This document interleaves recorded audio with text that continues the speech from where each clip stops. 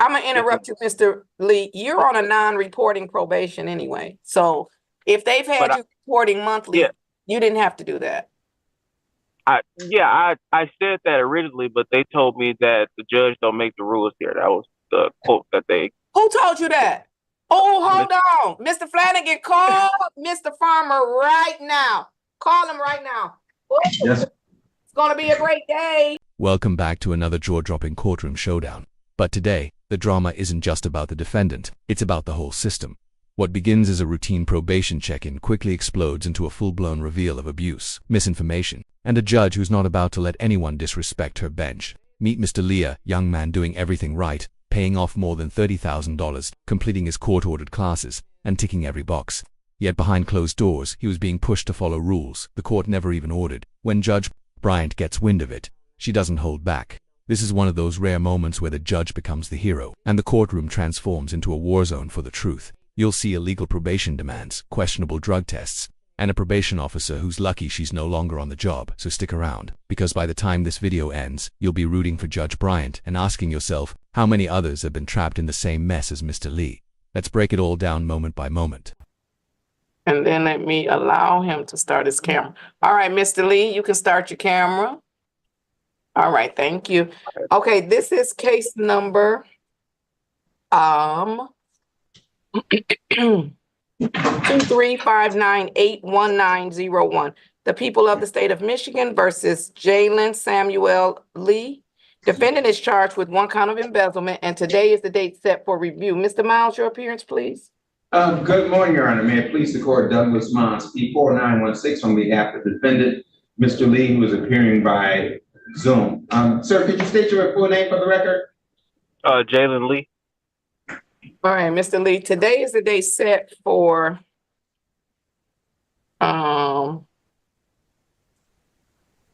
review. Let me pull up and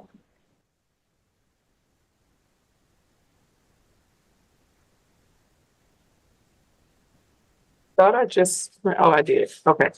Today is the day set for review.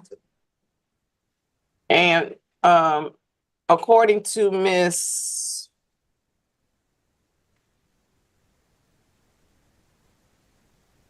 I don't never know her name because she don't put her name on here. According to probation, your discharge date is May the 2nd. You were placed on a 12-month probationary period. And I placed you on probation on, May 2nd of this year, 24. So this is your first review. This is the halfway point. However, you're not quite finished. So this says that you did pay the restitution in full. It says the restitution of $30,000 was paid in full. You completed the theft awareness class. Let's pause for a second and actually hear this defendant out. Mr. Lee has shelled out $30,000 in restitution, knocked out 10 gambling counseling sessions, and even completed a theft awareness course. That's no small feat, it's a mountain of work. What Judge Bryant is doing here is methodically reviewing his progress. This is exactly how courtroom review should function, protecting both the defendant and the integrity of the justice system. When someone is putting in this much effort to turn their life around, the court's job is to recognize it, not pile on extra obstacles. You have done some you did choices. Yes, ma'am. Through eBay, and then you've completed 8 of the 10 gamblers counseling. Well, let's see. Nope. That she's saying 2 different things. How many gamblers counseling is left? I finished all 10. Oh, you did? Yes, ma'am. Okay. When did you finish? Because she just sent me this. This would have been last week on, I believe Friday was the last day. I remember she said she was leaving the office Thursday. So Mr. Mooney was trying to get in contact with her, I believe, to email her to let her know that I was completed. But he assured her that I will be finished before this court date. Okay, let me see who I'm talking about, because she does her probation orders different, updates different. Let's see who sent me this. Mm.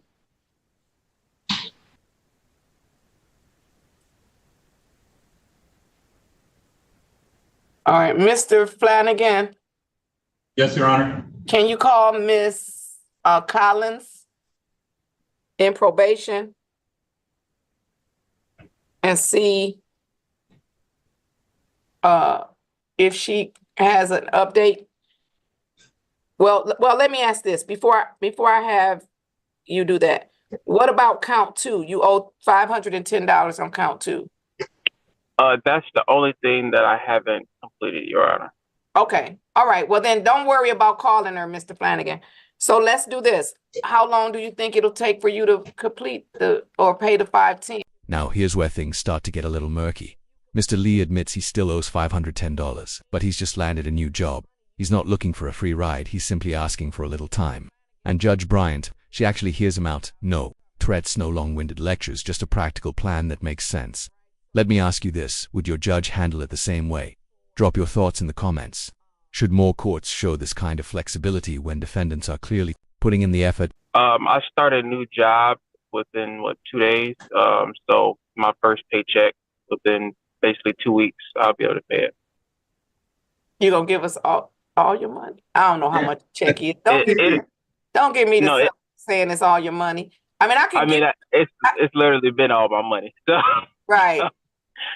But so yeah. I can give you a couple of months if you want a couple of extra months. I can give you a couple of months. I mean, yeah, that will work better, absolutely. Whichever one works. All right. I mean, 'cause today is just the halfway point, so you're not technically scheduled to be discharged from probation. The 12 months you're not scheduled until May 2nd. I could give you a date in late January if that'll be better for you. Yes, ma'am. That'll work. Mr. Miles, is that acceptable? It is acceptable, Your Honor. It's possible I might be out of the country, but I'd be able to get another attorney to stand in for review. All right. And also, if he completes it, so let me give a date. I'll give a date first. And then if he completes it and pays the money, you could send an email to Mr. Flanagan and I can discharge him without you coming. Okay, that sounds great. All right. So I'll put it on the docket for January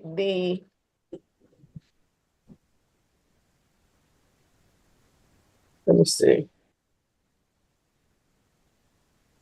Let's put it on the docket for February 3rd, that first Monday in February. I'll put it on the docket for February 3rd. And then that way we could confirm with Ms. Collins that you've completed those classes or the counseling, and then you can pay the $510. If you've done so, counsel, you can just submit an email and I can confirm it with the probation and then I can discharge them without appearance. So we'll put it on the docket for a discharge. Okay. All right. Thank you, Your Honor. All right, you're welcome. So February 3rd, Mr. Flanagan, let's put it on the docket for, well, no, not 9:45, because that will denote money. That'll denote money only. Just put it on for the regular time, 10 o'clock, and then we'll see where we are. Excuse me, Brian. Miss Bryant. So up until this point, I'm still expected to check in regularly. Up to this monthly. point, everything's have to running do that. smoothly, a routine review, I a cooperative defendant, said and a that judge originally, who's but being they told completely me that reasonable. the judge But don't then make the comes the rules twist. here. That was Mr. the Lee quote asks a that they. simple question. Who told you Do I that? still need to check in Hold on. when the Mr. whole mood Flanagan, shifts? call Mr. What follows is Farmer one of the most right jaw-dropping now. and empowering Call him courtroom right now. course corrections we've Yes. seen in a long time. It's gonna be a great Buckle up. day. Probation process until January. What do you mean by that? Tell me what do you do? What's the normal probation process? Well, because originally they were telling me that once I came into this review, I could have the potential to be discharged from the probation since I had did all the classes and everything like that. So here, right now, I'm gonna interrupt you, Mr. Lee. You're on a non-reporting probation anyway. So if they've had you reporting monthly, yeah. you didn't have to do that. I said that originally, but they told me that the judge don't make the rules here. That was the quote that they. Who told you that? Oh, hold on. Mr. Flanagan, call Mr. Farmer right now. Call him right now. Woo! Yes. It's gonna be a great day. There it is, the line that changes everything. The judge doesn't make the rules here. That's the exact moment Judge Bryant shifts from calm to completely over it. Think about what that means: court-ordered probation being overridden by someone in the probation office. That's not just bad practice, it's skirting the edge of illegal. Judge Bryant's response: fast, firm, and fiery. She orders a live call with Mr. Farmer on the spot. This isn't getting brushed aside today. Call him right now. I need you to tell us who told you that. Call him right now. Matter of fact, you can call Mr. Wade too. Call them right now. Because I'm about to. Yes, yes. I like Yes, you, Mr. Lee. I like you. You didn't even mean to tell on them, but you did. Yeah, I didn't. It's Miss Bryson. She's no longer there anymore. That was the former probation officer that Well, I had. let me make sure they have a meeting with probation while you on here. Let's make sure they have a meeting with the probation, because if I ever hear somebody say that again, I'm gonna hold them in contempt. Understood. Yeah, but we gonna do this right now. Oh, I'm so excited. This turned out to be a great Tuesday. But you did not have to report, Mr. Lee. You were not supposed to be reporting on a monthly basis. And we getting ready to nip that in the bud right now. I'm so excited for my future and yours. Let's get one thing straight. Mr. Lee was on non-reporting probation. That means no monthly check-ins and no drug testing unless the judge specifically orders it. And yet, he's been showing up every month, paying out of his own pocket, and taking drug tests for absolutely no reason. Judge Bryant isn't just irritated, she's flat out furious. And honestly, who could blame her? What would you do if a government office forced you to follow rules that didn't even exist? Tell us in the comments, have you or someone you know ever dealt with probation overreach? So to answer your question, you do not have to report. Now, what you have to do is let us know when you finish those classes, the counseling. So you can in fact have them send it to Mr. Flanagan. But I want you to stay on here so Mr. Farmer can hear it from you. I'm gonna tell him what you said, and then I'm gonna ask you, did you say that in front of the supervisor, so we can make sure that no other probation officer ever tells anybody else that I don't make the rules. I am the rule. I mean, I don't even understand what. Yeah. I thought so. I thought so too. You should have told them that, and then you should have just not shown up. Nothing would have happened to you. Nothing. I just was nervous. I didn't want to get violated. I was just trying to follow the rules. You said Mr. Farmer is logging in right now? Yes, Your Honor. He's not logging in. He must not have been at his computer.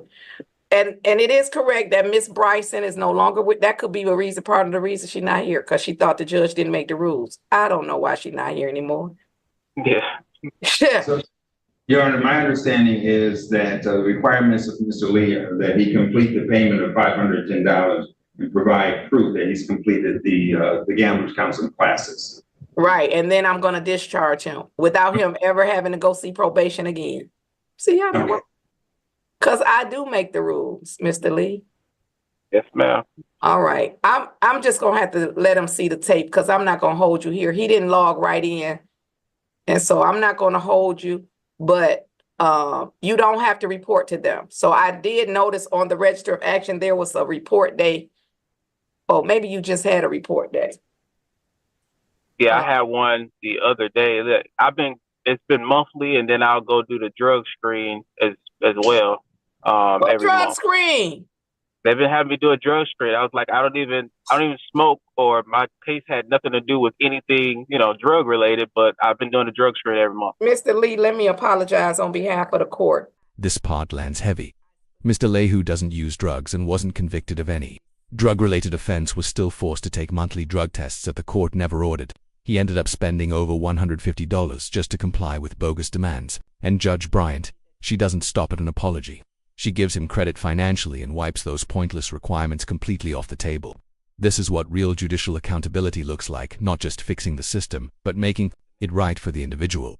Powerful. And I'm thankful that Miss Bryson no longer works here, because she might have got fired today. Understood. So you do not have to drug test. my order specifically says no urinalysis was ordered. And so what I'm going to do is refund you any money that you have paid for your drug screens. So where were you testing? It was a Rochester Hills location. I forget the name of it, but it was like a few minutes from my house. I went there, I believe twice when I couldn't make it all the way to Detroit within a day, so I would go there. So I only did that like twice. It was like $40 total there, and then the other time they would make me come out to the court to do it. You said the other times, so you have tested every month since I put you on probation? Mr. Farmer logs in, and instantly, the energy in the room changes. Judge Bryant spells it out plain: Mr. Lee was lied to, misled, and flat out extorted. The probation officer who claimed the judge doesn't make the rules, she's gone on. Honestly, probably lucky she is, because the courtroom isn't just about handing out punishment, it's about restoring trust. And this is exactly why Judge Bryant earns respect. She doesn't just enforce the rules, she protects them. Yes, ma'am, every month. That's a mess. Okay. Oh, that's a mess. Okay, what I'm going to do is I am going to deduct. Come on screen, Mr. Farmer. Good morning. Mr. Farmer, who is just, he is. Good morning, Your Honor. He is justice. Every time he come on here, I feel like justice is behind him. Mr. Farmer, this is Mr. Lee. Mr. Lee, say hi to Mr. Farmer. How you doing, Mr. Farmer? How you doing? Mr. Farmer, Mr. Lee used to be supervised by someone who no longer works here. So that's good, because they might have got fired today if they still worked here. Miss Bryson. Miss Bryson told Mr. Lee, who she made report to probation every month, that I don't make the rules. He told her it's a non-reporting probation. Miss Bryson told him the judge don't make the rules. Judge Bryant doesn't just let it slide, she recalculates. She cuts down Mr. Lee's balance, gives him credit for those unnecessary drug tests, and makes it crystal clear that no more reporting is required. All he needs to do now is show proof of counseling and pay the newly reduced balance. This is restorative justice in action, acknowledging effort, correcting institutional failure, and giving defendants a genuine shot at moving forward. She even takes a moment to praise Mr. Lee for his honesty. We make the rules. Not only did she have him reporting to probation, she has had this man drug screening every month when my order specifically says no urinalysis ordered. What I called you on here for is because she no longer works here. In your next meeting, just make sure nobody ever tells one of my probationers that, because that might get them held in contempt of court, because that doesn't even make sense. And I understand. You know that don't make sense. You would, okay. So what I am going to do, Mr. Lee said he tested at the court 4 times, and you tested in Bloomfield 2 times? Yeah, Rochester Hills, yeah. Oh, Rochester Hills. So, Mr. Flanagan, what I am going to do is deduct. I'm just going to give him $150 credit for his inconvenience and his time. And then that will leave him a balance instead of the $510. Y'all know I got to subtract the old-fashioned way. So hold on. I'm going to cross off the 5. I'm going to make it a 4. I'm going to put my little 1 over there. They don't teach the kids how to do that anymore. 11 minus 5. 6. Okay. Your balance is $360. Let's get to the real question. How many other defendants are being fed fake rules by probation officers who think they run the show? This case isn't just about Mr. Lee, it's about a deeper, systemic failure that can lock people into cycles of fear and control. Drop your thoughts in the comments. Should probation departments have tighter oversight? And should officers who pull stunts like this face real consequences? And then if you pay that balance, and Miss Officer Penn, don't be making me feel bad. He had already texted me, y'all, told me how much it is. He adds in his head, my officer. I love my officer too. I love my staff.